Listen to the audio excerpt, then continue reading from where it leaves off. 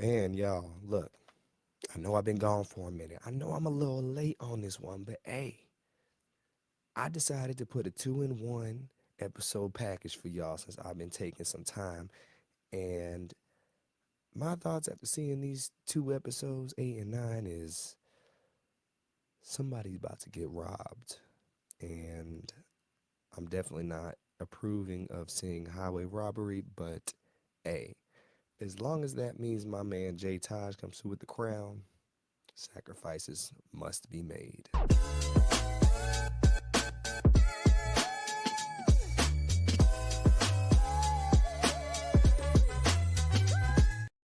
What's poppin', y'all? Welcome back to the DeAndre Way, where today we going through Rhythm and Flow Season 2, Episode 8 and 9.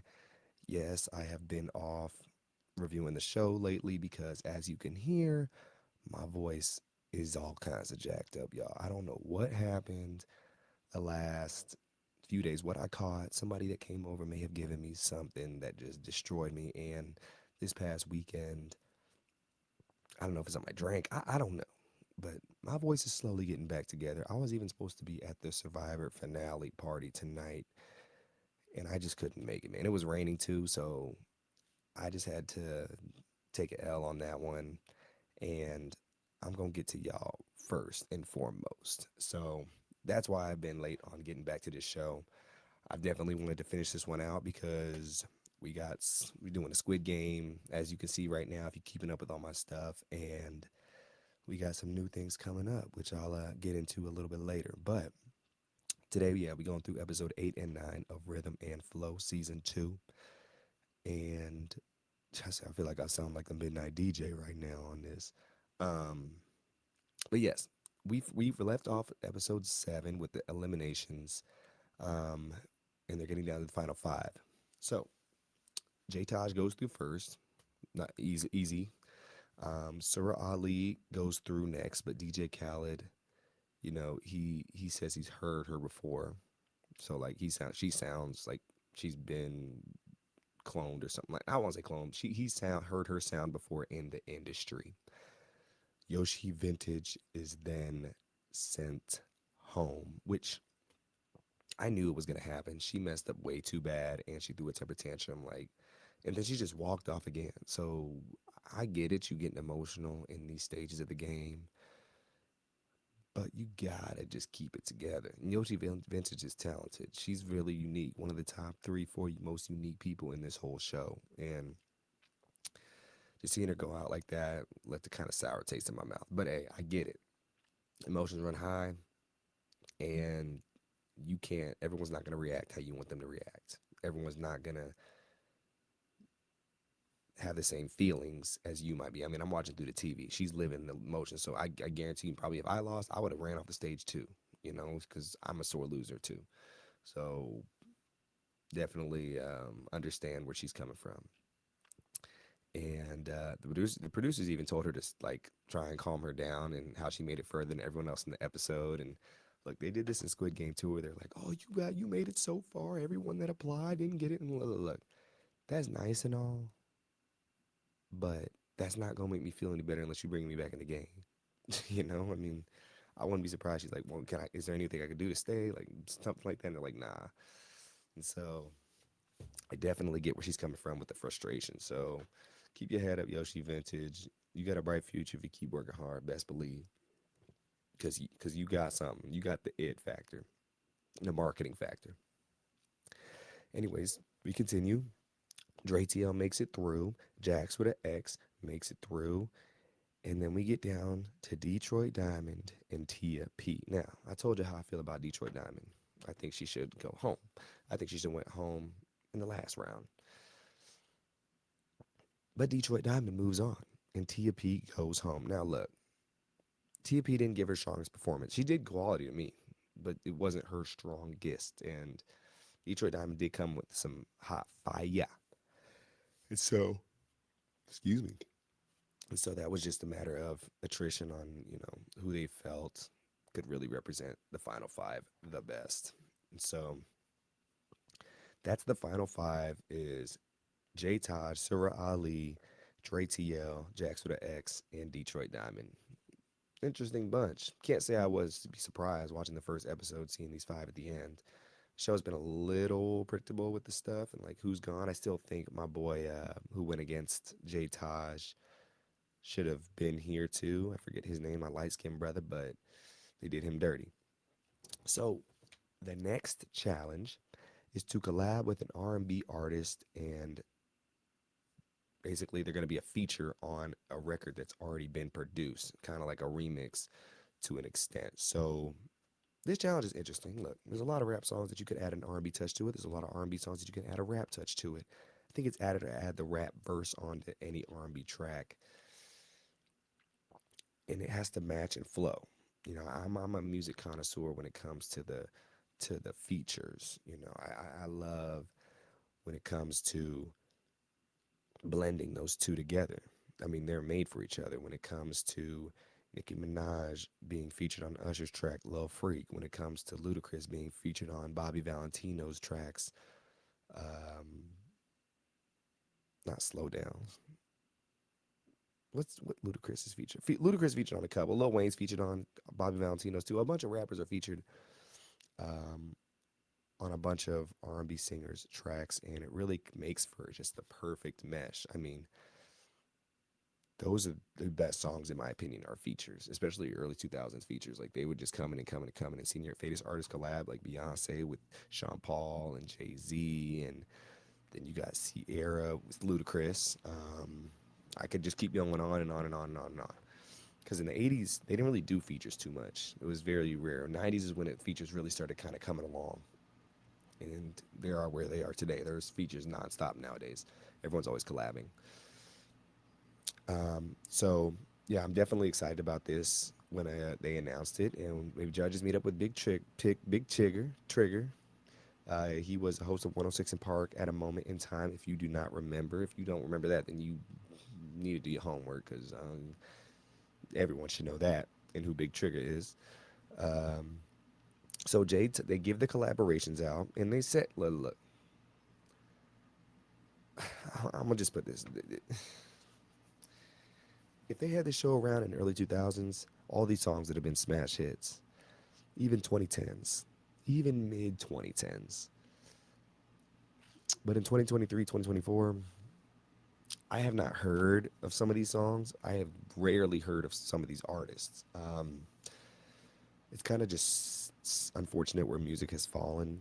I don't know if it's because I'm getting older. I don't know what it is, but it's just unfortunate to kind of not recognize R&B anymore. R&B is hanging on by a thread, and with these songs, I mean, they're not smash hits by any means necessary. They're okay songs for sure, but it's just kind of sad to see there's no real face of R&B anymore. So it's definitely disappointing. But I mean, we still, and the only people that's holding on to R&B like carrying it is our legend acts. You know, Usher. I won't say Mariah Carey. Chris Brown. Our legacy acts. You know, the ones that's been around the game for 15 plus years, and there just hasn't really been any new male or female to kind of really take that over. I mean, her, but that's a different type of R&B. I don't know. It's just R&B is just definitely not what it used to be. 100%. I think it has a lot to do with just the essence of social media and R&B not being like cool anymore because you have to express and show a lot of emotion. And nowadays people clown you for anything. So I just think that's a supplement of why R&B is kind of not what it is anymore, because it's not cool for guys to sing about emotions anymore, else we're labeled as something else, and the girls just don't sing like they used to sing. So it's very, very difficult to get in that lane and be embraced because people will do anything to clown you and tear you down any second they get. And that's unfortunately the reality that we live in. So until people just can learn to just shut their mouths and just appreciate what's going on and stop trying to paint somebody as something, then R&B can come back. But until then, I just think it's dwindling art form that could be extinct if we don't be too careful. But anywho, J Todd, they get the collaboration together. J Todd is collaborating with Lucky Day in his song Over. Not a big fan of that song. I've not even heard this. To be honest, I've never even heard the song. I've heard of Lucky Day. He's pretty good, but wasn't a fan of the song.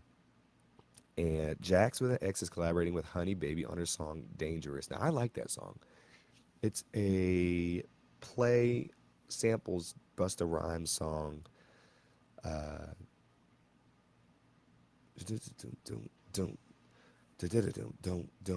See, let me see where your eyes can see. Put your hands where my eyes can see. Great song by Busta. Legacy song. So I've heard the song before and it's on my phone actually. So that's the best feature I think on there that everyone knew because that is the most popular one. So Jax with X got lucky and also like I'm rooting for her, so I'm as happy. Dre TL's working with Josh Levi on Birthday Dance.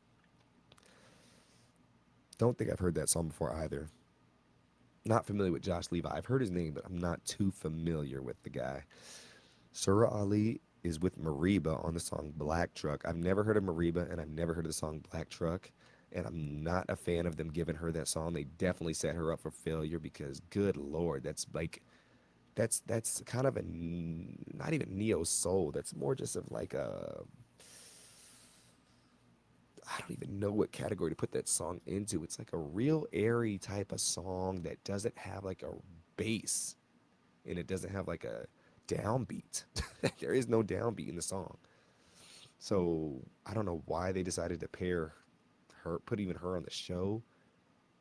That was kind of insane to me because they definitely set her up. I mean, I heard when they played it, I was like, "What is this?" Not that the song's bad. Like, I'm sure it's a great song, but it just wasn't clicking for me. And then Detroit Diamond is BJ with BJ the Chicago Kid on Liquor Store in the Sky. I've heard of BJ the Chicago Kid, but I haven't heard the song before.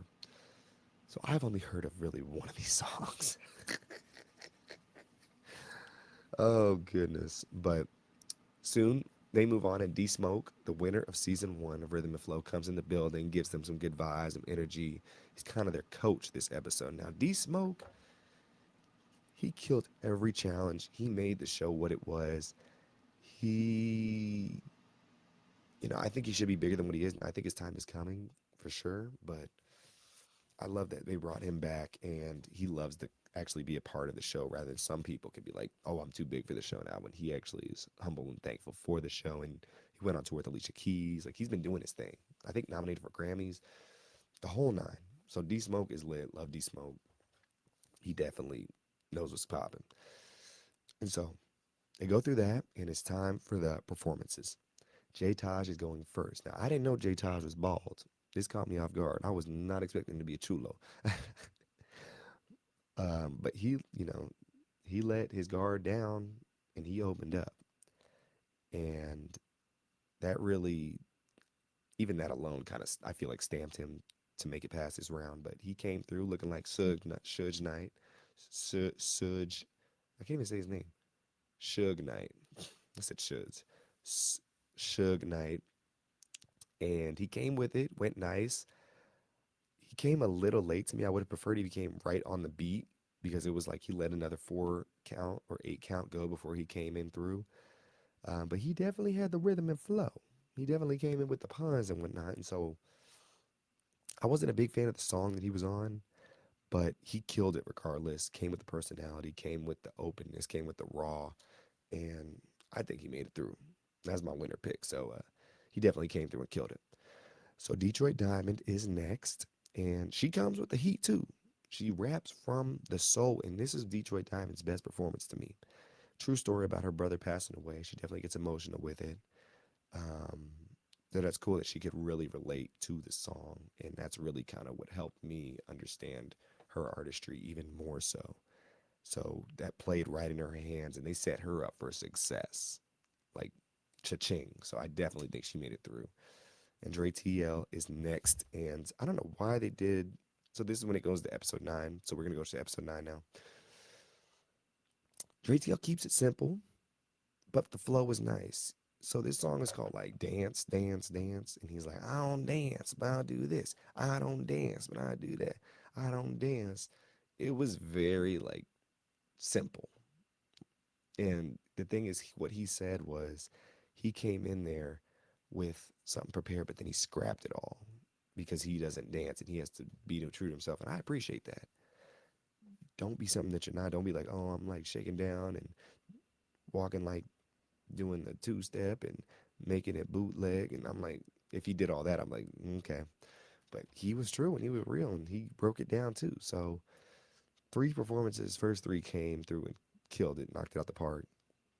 I thought it was good. I mean, it was good. It wasn't my favorite performance, but definitely he did what he could with the song. They might have set him up for failure too, knowing maybe like this dude probably don't dance and he got to figure out how to do it. But he was able to stay on beat this time and really impressed the judges. So he made it catchy. At the end of the day, he sold himself, and that's one of the biggest things that you can do in the music business is sell yourself. And the judges loved him. So Jax with an X is next, and she was on the song called Touchin', and that's my jam. That's the best song anyone got in this whole entire competition. So she got blessed from above, and she destroyed it. She murked it. I mean, it was just seamless, flawless. I think that should have been, she should record an official remix and put that on the track. I looked for it, but I don't think there's one. So she did get blessed being with an artist that had a song that was her style, I feel, very poppin' and could groove with her. But she also came through and delivered with the performance. So definitely love Jax with an X still too. Hope she can move on. And Sir Ali is next. And this is a tough one because Sir Ali knows the styles are opposite. She wasn't super excited about doing the song. Like you could kind of tell, like she knew she was set up. It was just funny in the instance to where she did not seem enthusiastic at all when it came to doing this song. And I don't blame her because, you put her through doing this song that has no downbeat. She has to come up with just something to reach for something to come to pull through from the soul from because everyone so far was able to rip off the layers and give it to the judges and the audience. This song already has its layers ripped off, so what else can she pull from? And also, it's opposite of her style. So I definitely feel bad for her in this instance. But she went up there and she did what she had to do. Now, I don't think her stage presence was the best. She was not real. She didn't. She was playing with the emotion of the song, and it's for interpretation. Artistry is for its own interpretation. Didn't seem like she was too connected with the crowd and the judges. The song was mid as well, and I think she did the best with what she had to work with. And Luda also wasn't feeling it too much. You know, she came through with this real airy, flowy song, coming real hardcore with it. She was just cussing a lot. She went there real hard, and it was not the song at all. I mean, if you've heard "Cranes in the Sky" by Solange, and if like Kodak Black came on the song and started going crazy with it, or Big X the Plug started coming and going crazy, it just wouldn't match. And she didn't mesh to the song. I think she tried to make the song for her, and I think that's the issue Luda is talking about. And I agree with him. She was just coming too hard, and she needed to like lay back a lot. And you don't in that kind of song, Black Truck, you don't need to be cussing like that. I just don't think you do. You listen to a lot of Ludacris raps. He doesn't really cuss a lot in some certain features that he's on if that's not what the song brings. And I think she needs to learn and kind of understand that not everything can be related to your style. You have to flow and adjust and be like a chameleon to an extent with what you're working with, the beat, the other artist, etc. It can't just be, oh, I'm gonna do me on here, regardless of what's going on. No, no, no. You can do you, but you gotta be flexible with what's going down. So, um, Luda was the only one to kind of say that, and I appreciate him saying that. And the judges discuss, and they're figuring out who's gonna go next, on to the next round. And the first person they send to the finals is Jay Taj, my dog. Then they send Detroit Diamond through next. Then they send Dre TL. And the last two is Surah Ali and Jax with an X. Now, I think they're gonna eliminate um, Surah Ali, but I could see them talking about like, okay, that wasn't the easiest challenge, and she did it the best she could. Even though Jax with an X was cold, we gave her the hardest assignment, and she delivered as much as she could have. So she could be a surprise and through the end. I hope Jax with an X makes it through the end, but we'll see. And then we're on. That's the finale episode. Is the next episode, y'all. So I'm excited. I'm rooting for my dog Jay Taj. I definitely think he has the biggest star quality out of anybody in here. If he, his one thing I think his weakness is the catchiness. Can he be catchy? Can he be radio? Can he sell? He can rap great, like he's top tier, but can he sell? He's real hardcore, and that's fine and all. But you got to have something about you that sells. And I don't know what that is particularly about him yet, but we'll see. But anyways, y'all, I appreciate y'all for joining me. Thank you for being patient with the brother. We're finishing out this year real strong, and this will be one of the last podcast episodes of the year. I might do a year recap and tell you my plans separately on a whole different video, and maybe talk about how this past year has been in a different video. We'll see. My voice has to come back for that. Hopefully, it gets better tomorrow. It's been like this for a few days now, so maybe just some rest is needed and we'll be good. But thank you, and we will get to the finale sooner than later. So, anyways, y'all, peace, blessings, deuces, and have a great rest of your day.